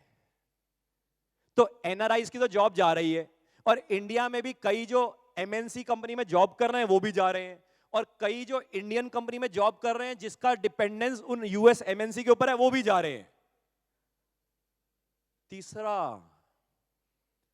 अगर ये सब जा रहे हैं तो कुछ बिजनेसेस जो बढ़ रहे थे वो नीचे आ रहे हैं और कुछ नए बिजनेस पैदा हो रहे हैं। और साथ में अगर ऐसा हो रहा है तो हम सारे प्रोफेशनल्स की जिंदगी में कुछ क्लाइंट्स जा रहे हैं और कुछ क्लाइंट्स हमें ढूंढने हैं, क्योंकि ये ऐसा 15-20 सालों में नहीं होता, ये 50-100 साल में एक बार होता है। इसीलिए इसको बोल रहे हैं पैराडाइम शिफ्ट, क्योंकि ये पैराडाइम शिफ्ट इतना बड़ा शिफ्ट है कि किसी के फाइनेंशियल पोर्टफोलियो को हिलाएगा, किसी के बिजनेस मॉडल को हिलाएगा, किसी का बिजनेस मॉडल टूटेगा, किसी का बढ़ेगा, किसी की नौकरी को हिलाएगा, किसी के प्रोफेशन को हिलाएगा, और हम सब के बच्चों के करियर पाथ और क्वालिफिकेशन को हिलाएगा। क्योंकि हम सब सोच के बैठे हैं अपने बच्चे को क्या करवाएंगे, ये करवाएंगे ना। चेंज हो रहा है वर्ल्ड, और ये जो सारी चीजें चेंज हो रही हैं, ये जो पैराडाइम शिफ्ट हो रहा है, इसी को मैंने नाम देने की कोशिश करी, de dollarisation and its impact on financial markets. मगर आपके लिए मुद्दा क्या है कि आप सब चार्टर्ड अकाउंटेंट्स हैं। अगर आप नहीं समझते हैं तो यकीन है कि क्लाइंट तो वैसे ही नहीं समझ सकता, और अगर आप नहीं समझते हैं तो उम्मीद क्या, पक्का यकीन है कि वो तो गया ही गया। और अगर आप समझना नहीं चाहते हैं तो आप भी गए। यानी कि इसका मतलब ये, इस पैराडाइम शिफ्ट की जर्नी में मेरी आपसे कुछ आज चंद बातें थी। मैं उम्मीद करता हूं आपको कुछ समझ आया होगा और कुछ आपने एक्टिंग करी होंगी। मगर अगर आपको लगता है कि कुछ ढंग का था, आपको समझना इसमें जरूरी है, तो मैं हैप्पी रहूंगा अगर आप मेरे नेटवर्क ग्रुप में ऐड होना चाहें। मैं वहां पे ऐसी कुछ कुछ बातें, गंदी गंदी बातें करता रहता हूं, कभी इकोनॉमी की, कभी फाइनेंशियल मार्केट की। तो आप मेरे को अपना name, organisation name, designation and location आप मैसेज कर सकते हैं 9999300216 पे। मैं रिपीट कर रहा हूं 9999300216 पे आपका नाम, आपकी ऑर्गेनाइजेशन नेम, आपका डेजिनेशन और आपका लोकेशन। इसी के साथ नमस्कार है, जय हिंद है।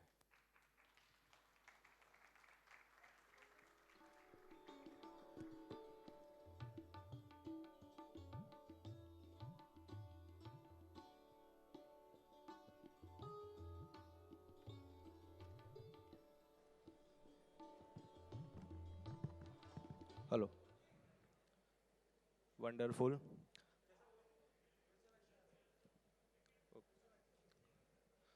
We have question answer session. If anyone have any question, yes sir. Anyone please, mic.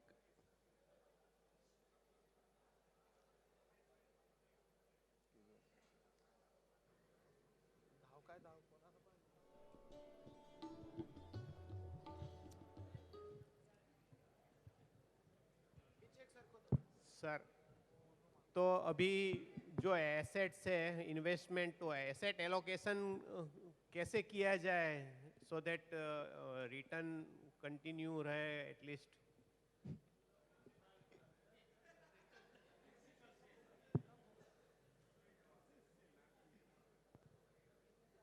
पहले प्रिंसिपल का तो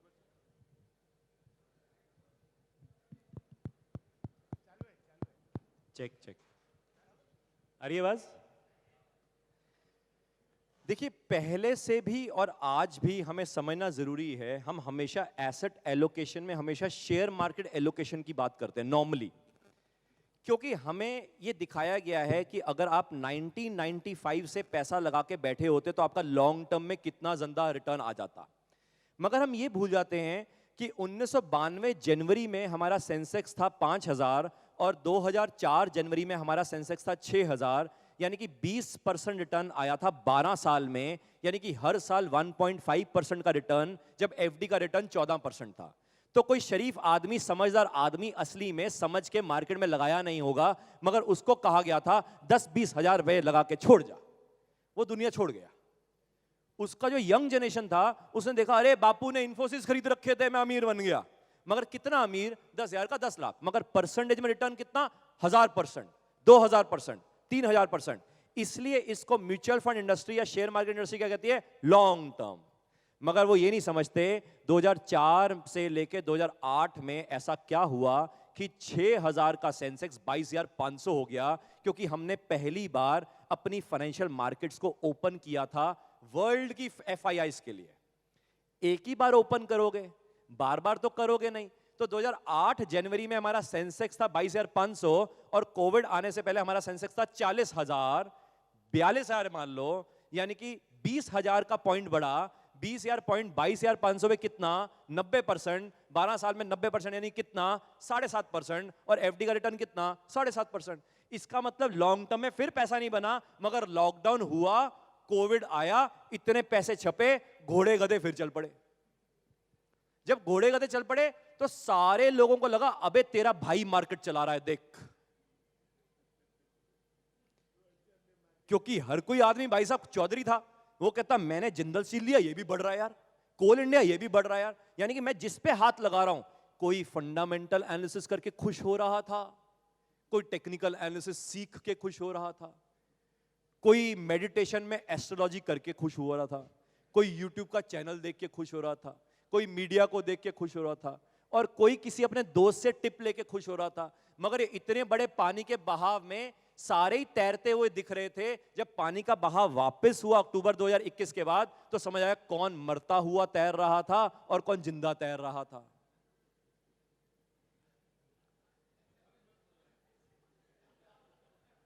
इसका मतलब ये एसेट एलोकेशन में पर्पस ये है कि मार्केट में तो पैसा लगाना है, मगर लॉन्ग टर्म नहीं, चर्न करते हुए निकलना है। और ये अगर हर वक्त हर पल सेम शेयर नहीं चलेगा तो सेम म्यूचुअल फंड कैसे चल सकता है? हर पल हरदम बॉन्ड मार्केट चल नहीं सकती, कभी इंटरेस्ट रेट ऊपर है, कभी नीचे है, कभी यील्ड ऊपर है, कभी यील्ड नीचे है। गोल्ड जो 2012 में था, आज भी गोल्ड उतने लेवल पे नहीं है। अगर किसी ने 2012 के पीक में लगाया था, आज भी वो भाई साहब पीक के लेवल पे नहीं आया। इसका मतलब ये, हमें ये कहा जाता है invest for a long period of time, yes, but not in the same asset class. यानी कि we need to be investing in for a longer period of time in the portfolio, in the markets, but not with the same asset class. तो इसलिए asset allocation हम fix नहीं कर सकते। हमें ये देखना पड़ेगा हमारा शार्प रेशियो कितना है और कितना हम बनाना चाहते हैं। और ये टेक्निकल एस्पेक्ट्स पे मेरे को लगता है कि और बातें भी हो सकती हैं। ठीक है ना? Sir next question. Sir morning में सर विक्रम कोटक सर का सेशन था, उसमें मैंने कहा शॉर्ट टर्म में सर सेल परचेज करता हूँ मैं, तो सर ने कहा कि लॉन्ग टर्म करोगे ज़्यादा प्रॉफिट मिलेगा। लेकिन मैंने कहा सर मेरे को तो मिल रहा है 1% बढ़ रहा है बेचता हूँ, 1% घट रहा है खरीद रहा हूँ, और उसमें मेरे को बेनिफिट मिल रहा है। मैं किसी को क्रिटिसाइज नहीं करूंगा, मगर एक कॉन्सेप्ट है जो वर्ल्ड के कई लोग जो एडवर्टाइजमेंट चलाते हैं यूट्यूब पर, उसका नाम है पावर ऑफ कंपाउंडिंग। वो पावर ऑफ कंपाउंडिंग फॉर्मूला में बहुत बढ़िया है, P1 + R/100⁻n, जिसमें R जो है उसको 8 कर दो बढ़िया, 10 कर दो और बढ़िया, 12 कर दो और बढ़िया। मैं ये कहना चाहता हूं वो जो कंपाउंडिंग है जिसके ऊपर कर रहे हो, वो अंडरलाइंग तो बताओ। मैथ्स के फॉर्मूले में तो कंपाउंडिंग बहुत बढ़िया है कि जी 12% से आपका कंपाउंड होता रहे तो बहुत बढ़िया, मगर रिलायंस 2008 में जितना था 2017 में भी उतना ही था। इन्फोसिस जो आज से 2 साल पहले था भाई साहब उतने पे ही है। मारुति जो आज से 7 साल पहले था वो आज उतने पे खड़ा हुआ है। हाँ, कुछ शेयर बढ़ रहे हैं, मगर जो बढ़ रहे हैं वो फिर घटेंगे, और जो घट चुके हैं वो फिर बढ़ रहे हैं। यानी कि आपका जो इंजन है वो ऐसे ऐसे बढ़ रहा होता है। कभी टेक महिंद्रा का जमाना होता है, कभी इन्फोसिस का होता है, कभी मारुति का होता है, कभी टाटा मोटर्स का होता है, कभी टाटा स्टील का होता है, कभी जिंदल स्टील का होता है। यानी कि आपको चर्न करना आना चाहिए, और सिर्फ शेयर मार्केट नहीं, अगर चर्न शेयर्स में हो रहा है तो कभी 2008 में HDFC टॉप 200 चलता था जिसका नाम HDFC 100 है, और फिर 2015 में मोतीलाल ओसवाल का 25 चलता था, 2017 में मोतीलाल ओसवाल का 35 चलता था, 2020 से पहले लॉकडाउन से पहले मिराए का लार्ज कैप चलता था, लॉकडाउन के दौरान एक्सिस का ब्लू चिप चलता था। तो यानी कि सेम म्यूचुअल फंड भी नहीं चलता है, और साथ में इकोनॉमिक साइकिल चेंज होते हैं तो सेम बॉन्ड भी नहीं चलते हैं। सेम रियल एस्टेट भी नहीं चलता है। तो इसलिए जो पावर ऑफ कंपाउंडिंग है वो फॉर्मूले में अच्छा है, मगर किसके ऊपर सवार है उसका कंपाउंडिंग नहीं होएगा तो रिटर्न कैसे छापोगे। इसलिए नॉर्मली मैंने जो समझा है, क्योंकि मैं खुद डेरिवेटिव्स मार्केट में आया, पहले इन्वेस्टमेंट बैंकिंग में था, जी यूएस में, जनरल इलेक्ट्रिक यूएस में इन्वेस्टमेंट बैंकिंग मर्जर एक्विजिशन करा फ्रंट एंड पे। उससे पहले अर्नस्ट एंड यंग दुबई में, वहां पे फ्रंट एंड पे इन्वेस्टमेंट बैंकिंग जब वर्ल्ड में शुरू हुआ था, आईबी। उससे पहले प्राइस वाटर हाउस से, पीडब्ल्यूसी से आर्टिकलशिप ट्रेनिंग, तो पीडब्ल्यूसी से अर्नस्ट एंड यंग दुबई, फिर अर्नस्ट एंड यंग से वहां से जी में यूएस, फिर यूएस से आईसीआईसीआई बैंक में कॉर्पोरेट बैंकिंग, और फिर आईसीआईसीआई बैंक में ट्रेजरी और डेरिवेटिव्स में आए। डेरिवेटिव्स में आने से पहले हमें भी मार्केट ऐसी दिखती थी जैसे आपको उस तरफ से दिख रही है। जब इस तरफ आए तो समझ आया भाई उस तरफ वाला आदमी बेवकूफ बना रहा है। कैसे? उसका पहला मुद्दा है हर आदमी को वैक्सीनेशन इंजेक्शन लगा दो, नशा चस्के की, ट्रेड कर भाई, ट्रेड कर। जब वो ट्रेड करे तो अगर तो उसके पास बहुत कैपिटल है बापू के पास, तो वो ट्रेड का चस्का लगा देगा। उसको हर रोज चाहिए कुछ ना कुछ होता है, 9:15 बजे 3:30 बजे तक कुछ करना है बॉस। उसको कुछ चाहिए, वो खाना नहीं खा सकता, उसका सुबह सुबह कुछ हो जाता है, वो कहता भाई बैठना है मेरे को मार्केट में। अगर बापू के पास पैसा है तो, अगर नहीं है तो घर से इतने छित्तर पड़ते हैं, वो कसम खाता है आज से कसम खाता हूं मैं आज के बाद ट्रेडिंग कभी नहीं करूंगा। ये बात अलग है, जब कसम खाता है उसका फिर मार्केट में सारे शेयर बढ़ रहे होते हैं, वो कहता है यार मेरे को पता था ऊपर जाएगा। तो ये जो लोग हैं इन्हीं में से एक कैटेगरी बनती है जो थोड़े डर जाते हैं। उनको फिर मिलने आते हैं लोग उसी बैंक के या ब्रोकिंग हाउस के ना, नॉर्मली दूसरा डिपार्टमेंट। वो कहता सर इतने डरे डरे क्यों हो? कहता मैंने ट्रेडिंग करी मेरे हाथ जल गए। कहता सर कमाल की बात कर रहे हो, आपको ना शेयर्स में पैसा लगा के लॉन्ग टर्म बैठना चाहिए। तो वो आप उसको कहते हो क्या खरीदूं? रिलायंस खरीद लो सर। रिलायंस खरीदते हो, रिलायंस गिर जाता है, आप उसको फिर फोन करते हो भाई रिलायंस गिर, सर एवरेज, वो और गिर जाता है, आप उसको फिर फोन करते हो सर एवरेज। यानी कि एवरेज और लॉन्ग टर्म ये दूसरी कहानी। अगर आप उससे भी डर जाते हो तो एक और इंडस्ट्री है जिसका नाम है म्यूचुअल फंड। सही है, यानी कि इसका मतलब ये सारे एक ही कहानी बोल रहे हैं कि अगर इसको चस्का लगा दिया तो हर रोज ब्रोकरेज मिलेगी, और अगर चस्का ना लग पाया तो इसको जाने मत देना, क्योंकि कहीं और चला गया तो हमारा ट्रेल कमीशन हिल जाएगा। जिसके लिए आपको कहानी दी गई पावर ऑफ कंपाउंडिंग, कि बैठे रहो चुपचाप, हिलना मत, ताकि ट्रेल कमीशन आती रहे। ये समझ आया? ये मुद्दा है, ये मेरे को समझ आया। Sir, as you said gold और सिल्वर पेपर में जितना है उतना फिजिकल नहीं है, तो what about the retention in physical? अगर मेरे पास फिजिकल है तो उसके बारे में क्या है? बहुत बढ़िया है, मगर मेरे को लगता है कि जैसे जैसे वर्ल्ड एक ट्रांसफॉर्मेशन की तरफ बढ़ रहा है, पैराडाइम शिफ्ट की तरफ बढ़ रहा है, तो कुछ कंट्रीज, मैं इंडिया का नाम नहीं लूंगा, बट कुछ कंट्रीज शायद आपके ऊपर गोल्ड कंट्रोल एक्ट भी लगाएंगे। मैं इंडिया की बात नहीं कर रहा, बट कुछ कंट्रीज ऐसा लगाएंगे। तो गोल्ड कंट्रोल एक्ट जैसे कि रूजवेल्ट ने लगाया था, फ्रैंकलिन रूजवेल्ट ने, या उससे पहले प्रिंस विलियम्स ने लगाया था, ऐसे ही कुछ एक बार वर्ल्ड का ऑर्डर दोबारा आएगा। एक तो ये मुद्दा। दूसरा मुद्दा ये है कि जिस तरीके से कमोडिटीज चेंज हो रही हैं, जैसे इनके पास वीट है, इसके ऑयल है, इनके कुछ और है, तो गोल्ड की वैल्यूएशन जितनी चाहिए, मतलब बढ़ेगी, मैं उसमें डिनाई नहीं कर रहा, मगर वो ऐसा नहीं है कि लॉन्ग टर्म के चक्कर में आप खड़े रह जाओ। तो आपको उसको भी चर्न करना आना चाहिए। वो 2200, वो लेट अस से $2100-2200 पे गया तो वापस वो 1920 पे आएगा, वो 1920 पे आएगा, फिर वो दोबारा समझो 2060 पे जाएगा, फिर 2060 से फिर लेट अस से 2000 फिर आएगा, फिर 2000 से हो सकता है 1920 फिर आएगा। तो आपको चर्न करना आना चाहिए। बुक प्रॉफिट मतलब प्रॉफिट अपने को लेना आना चाहिए। मैं ये नहीं कह रहा आप ट्रेडर बन जाओ मगर मैं आपको ये कहने की कोशिश कर रहा हूं कि लॉन्ग टर्म में आपको बड़ा आदमी जब टीवी पे आएगा ना, वो पता क्या कहेगा? गोल्ड तो $2200 जा रहा है। ये वही आदमी है जो 2008 में भी प्रकट हुआ था, उसने कहा था सेंसेक्स जो है ना 50,000 जा रहा है। वो 2008 में 22,500 से 7,800 चला गया। फिर आदमी दोबारा प्रकट हुआ जिसने 2021 में बोला सेंसेक्स तो 1 लाख जा रहा है। देखो जाएगा तो सही, क्योंकि हिंदुस्तान बढ़ रहा है। जब जाएगा तो वो कहेगा देखा मैंने कहा था ना जाएगा। भाई कब तक जाएगा वो तो बताया नहीं, और नीचे जाके ऊपर जाएगा ये भी नहीं बताया। समझ रहा? ये पॉइंट इंपॉर्टेंट है। हेलो सर, कन्वर्जन कैसे आप देख रहे हैं? डॉलर यूएसडी अभी जैसे 82 का रेट चल रहा है और क्रॉस करेंसीज का भी चल रहा है, तो वो अपने कैसे देख रहे हैं? देखिए सिंपल है, डी डॉलराइजेशन को कभी भी डॉलर रुपी से लिंक मत करना। रीजन क्या है? हमारा रुपी पार्शियली कन्वर्टेबल करेंसी है, कैपिटल कन्वर्टेबिलिटी नहीं है, जिसके कारण हमारे यहां पे एफडीआई एफआईआई का बहुत बड़ा रोल रहता है। तो इसलिए हम उसके ऊपर नपातोल ना करें। दूसरा, कभी भी डॉलर इंडेक्स को मत देखें, क्योंकि डॉलर इंडेक्स में उसने बड़े हेरा फेरी से 1970 के बाद जब डीएक्सवाई बनाया, उसने बास्केट ऑफ करेंसी में क्या रखा? Euro, pound, yen, Canadian dollar, Swedish krona, Swiss franc. क्यों? ताकि कभी अगर डॉलर गिरे और ये करेंसी स्ट्रांग हो, ये सारी करेंसीज जो है एक्सपोर्ट ओरिएंटेड करेंसीज हैं, अगर ये करेंसी स्ट्रांग होगी, इनकी इकोनॉमी डूब जाएगी, तो ये खुद जो कंट्रीज हैं ये अपनी करेंसी को खुद ही गिराएंगे। तो जैसे ही डॉलर गिरता है ये करेंसीज और गिरती हैं, तो धीरे करके क्या होएगा? हमें दिखता है डॉलर इंडेक्स स्ट्रांग हो गया यार, वो क्या क्या डी डॉलराइजेशन होएगा, क्योंकि डॉलर इंडेक्स में है कौन अंदर, वो नहीं पता लोगों को। ये इंपॉर्टेंट चीज है। कुछ कुछ इसके ऊपर एक्सट्रैक्ट वीडियोस मैंने YouTube पे डाल रखी हैं। अमन चुक सीए पे जाएंगे तो वहां पे डी डॉलराइजेशन वगैरह उसको एक्सट्रैक्ट देखेंगे तो वहां पे और क्लैरिटी हो जाएगी। नहीं तो ग्रुप में ऐड कर दूंगा तो वहां पे कुछ ना कुछ तो मैं बोलता ही रहता हूं, तंग करता ही रहता हूं कि सुन लो यार, सुन लो यार। सर आप कह रहे हैं कि चर्निंग करनी चाहिए, या जो है इन्वेस्टमेंट एक जगह मत रखो, लॉन्ग टर्म मत करो, सिप मत करो, तो सर करना क्या है? मतलब आगे क्लाइंट्स जो हैं, चर्निंग पता कैसे लगेगी? हाउ डू यू नो कि अब बेचना है, अब करना है?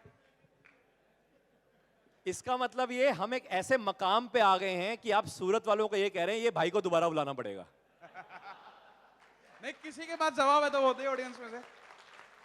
जवाब है, शुरुआत एक्चुअली आज हमने एक पैराडाइम शिफ्ट की बात करी है। कैसे चलना है वो तो एक जर्नी है, हाथ पकड़ के इकट्ठे चलेंगे। जिसके लिए पहला पड़ाव है ग्रुप में ऐड होते हैं, कुछ कुछ बातें वहां करेंगे, फिर और आगे बढ़ेंगे। अभी कौन सा कहानी खत्म कर दी है मैंने? अभी तो आज से कहानी चालू हुई है, आज से कहानी चालू हुई है।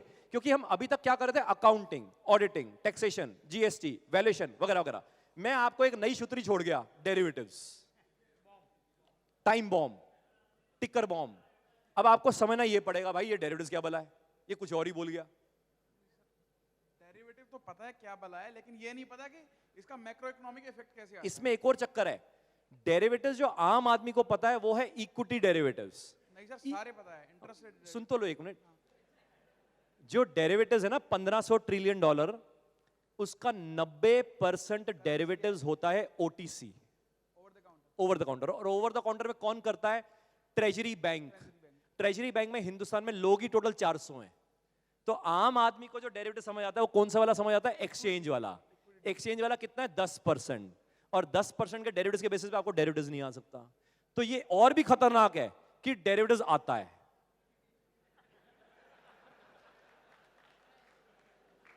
और उसमें अगर कोई कहे मेरे को इक्विटी डेरिवेटिव्स आता है, तो इक्विटी डेरिवेटिव्स मात्र 2% है, वो और भी खतरनाक है।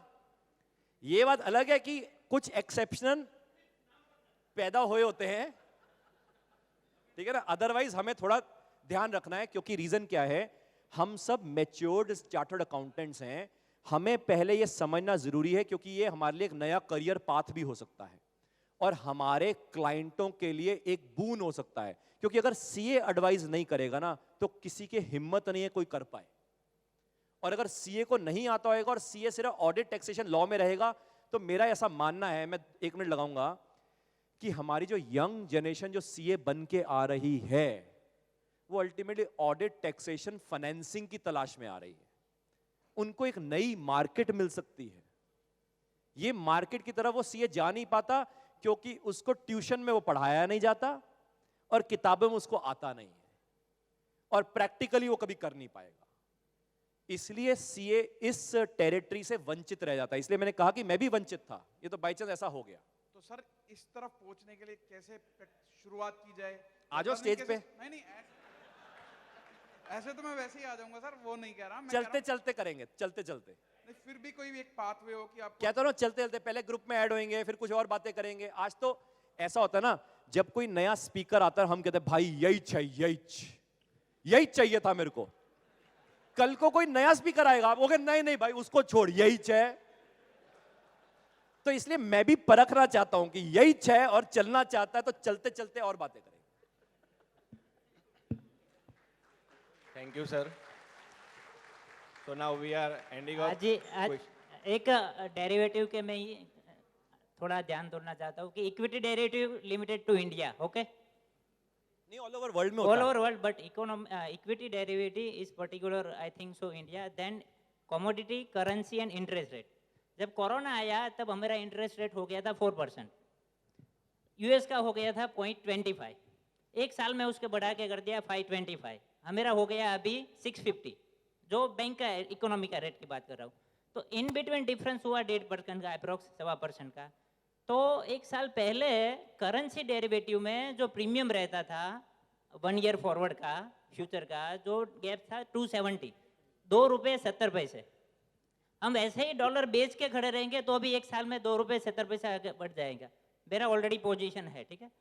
तो कहने का वही चाहता हूँ, उसको एवरेज करे तो अभी मुझसे आगे निकल जाते हैं। मैंने 79 से कर दिया ओनली मार्जिन M2M, तो अभी आज वो 80+ है, पता है वो नीचे आने वाला है ये। दूसरा कंपेयर करता हूँ इंटरनेशनल इंटरेस्ट रेट से, अगर अभी 1.5% भी डिफरेंस है तो प्रीमियम का डिफरेंस पर मंथ 10 पैसे, ₹1.40 हो गया है। तो जब दिसंबर 23 और जनवरी के बाद जो बोल रहे हैं कि interest rate world wide down आने वाले हैं, तो क्या ये प्रीमियम जो है उसको कंट्रोल करने के लिए डेरिवेटिव आ गया। उसके अंदर एक और इंडिया ने स्टार्ट कर दिया, एक साल से ऑप्शन मार्केट स्टार्ट कर दिया, उसमें भी क्या किया कि वीकली ऑप्शन कर दिया। तो it is better to carry forward with sell position only. आज तक मैंने कभी बाय नहीं किया, वेदर इट इज ऑप्शन और future, because there is a time value and derivative always play on interest rate with time value. तो आपका सवाल ये है कि शॉर्ट पोजीशन है कंटिन्यू करूं, ये नेट सवाल है, बराबर? नेट सवाल, और वो 90% शॉर्ट हो गई। देखो अभी फिर तो सवाल का जवाब आपको मिल गया, फिर मेरे से क्या चाहिए? नहीं, अगर देखो आपने इंडेक्स की बात की, तो इंडेक्स में क्या हुआ कि भाई कभी बैंक चलता, 12 सेक्टर है, बैंक चलेगा, फार्मा चलेगा, कुछ जो भी चलेगा।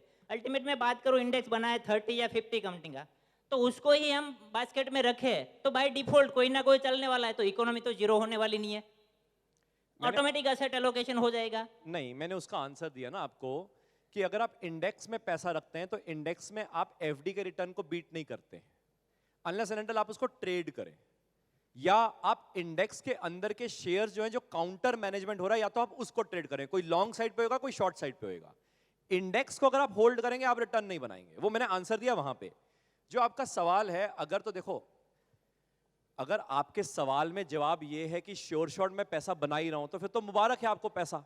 बट अगर आप मेरे से कुछ जानना चाहते हो, मैं आपको ये कहने की कोशिश कर रहा हूं, interest rate differential theory dollar रुपये के ऊपर लागू नहीं होती है। नहीं सर, दो देश का जो ट्रेड हो रहा है उसमें इंटरेस्ट रेट है, तो बाय डिफॉल्ट देखो हम एक सर्कल में ओनली, मैं वही आपको आंसर दे रहा हूं, Indian dollar rupee currency pair पे इंटरेस्ट रेट डिफरेंशियल लागू नहीं होता। उसी इंडेक्स 6 करेंसी से बना है डॉलर इंडेक्स, तो वाया ट्रेड होगा, क्रॉस करेंसी होगा। नहीं, मैं आपको वही समझाने की कोशिश कर रहा हूं, आप समझो, विद ड्यू रिगार्ड समझो। आपने एक नोशन बनाया, मैं उसको क्लियर करने की कोशिश कर रहा हूं। यूएस का इंटरेस्ट रेट जो है वो यील्ड कर्व मैच्योर्ड है, इंडिया में यील्ड कर्व मैच्योर्ड नहीं है, हमारे यहां पे लिक्विड यील्ड कर्व नहीं है, जिसके कारण डॉलर रुपी का इंटरेस्ट रेट डिफरेंशियल थ्योरी जिसको आप प्रीमियम के साथ लिंक कर रहे हैं वो कभी भी बराबर नहीं होगा, कभी भी। रीजन क्या है? क्योंकि डॉलर रुपी करेंसी पेयर में जो इंटरेस्ट रेट जो डिफरेंशियल आप देख रहे हैं रेपो और पॉलिसी रेट यूएस का, वो गलत है, क्योंकि हमें देखना यील्ड डिफरेंशियल है। यील्ड डिफरेंशियल हम देख नहीं सकते क्योंकि यूएस के पास 2 ईयर इंटरेस्ट रेट है, मेरे पास नहीं है, उसके पास यील्ड कर्व है, मेरे पास नहीं है, जिसके कारण डॉलर रुपी का इंटरेस्ट रेट डिफरेंशियल प्रीमियम या डिस्काउंट के बराबर नहीं होता। तभी तो सिंगापुर में एनडीएफ मार्केट होती है, नॉन डिलीवरेबल फॉरवर्ड मार्केट। वो क्यों पैदा हुई? क्योंकि इंटरेस्ट रेट डिफरेंशियल काम नहीं करता है। अब आपका जो सवाल है वो आपका एक प्री कंसीव्ड नोशन अच्छा है कि मैं डॉलर रुपी को बेच के चलता हूं, बहुत बढ़िया है, मगर पॉइंट ये है आप जो प्रीमियम खाने की बात कर रहे हैं, आप अगर उसके देखिए, आपका अगर करेंसी एक्सपोजर है एक्सपोर्ट का, फिर तो आप बेच के चलिए। अगर आपका एक्सपोर्ट साइड पे करेंसी एक्सपोजर नहीं है तो आप नेकेड खेल रहे हैं, और जब कोई आदमी नेकेड खेलता है तो मार्केट बहुत मजे देती है। तो आप कभी फंस ना जाएं, इसलिए मैं आपको पहले आगाह कर रहा हूं, क्योंकि मैं खुद करेंसी इंटरेस्टेड डेरिवेटिव्स मार्केट में रहा, और बड़ी बड़ी कंपनियां, मैं नाम नहीं लेना चाहूंगा, उनका $1 बिलियन का नेगेटिव मार्क टू मार्केट भी मैंने देखा है। एक ही रात में खत्म हो जाते हैं लोग। तो इसलिए मेरी एक याद रखना, ये जो जबान मैं कहने लगा हूं, never try to beat the market, please try to beat your budget. अब आपका बजट आपको पता होगा, और अगर आपका अंडरलाइंग एक्सपोजर नहीं है, नेकेड करेंसी पे मत खेलिए। आप शेयर मार्केट में करिए जो आपको करने का शौक है, तो बाई चांस मेरी ये सलाह है। बाकी फिर भी जो आप करना चाहते हैं वो आपकी इच्छा है। दूसरा कि जो ट्रेड हम ऑल वर्ल्ड वाइड देखे तो जो डॉलर डिनोमिनेशन में हो रहा था, तो उसके सामने उसने, अमेरिका ने ऑलरेडी उसके डॉलर का इन्वेस्टमेंट अदर देन यूएस वो अप्रोक्स 62% जितना कर दिया। जैसे कि ऑयल का है तो ऑयल के वहाँ पे उसने इन्वेस्ट कर रखा है जापान में अदर देन यूएस, और उसका जो ट्रेड का जो कन्वर्जेशन है वो 60% से 100 रुपीज में से 60 का पिछले 5 साल में 59 पे आया। नहीं, आप समझिए, इन्वेस्टमेंट नहीं है, इसको सिस्टम को बोलते हैं euro dollar system. Euro dollar system का मतलब है यूएस ने प्रिंटिंग ऑफ डॉलर करके आउटसाइड यूएस डॉलर को अवेलेबल करवाया है, इन्वेस्टमेंट नहीं करवाया है। यानी कि एक तरह से उसने क्रेडिट लाइन ओपन करी है। वो क्रेडिट लाइन अब बैकलैश कर रही है, क्योंकि बाकी कंट्री के बिजनेस हाउसेस कह रहे हैं कि तेरे डॉलर में बिजनेस क्यों करें, क्योंकि अब तो मैं ऑल्टरनेट करेंसी में कर सकता हूं। तो यूएस ने कभी इन्वेस्टमेंट बाहर नहीं करी, यूएस ने अपने डॉलर को प्रिंट करके बाहर वाले काउंटर में अवेलेबल किया है, इन्फ्लेशन ट्रांसफर किया, इन्फ्लेशन ट्रांसफर किया है। तो वो अब वो इन्फ्लेशन वापस उस तरफ दिख रही है, या तो दिखेगी या वहां पे गुड्स एंड सर्विसेज नहीं दिखेंगे। ठीक है ना? Thank you, sir. I think we are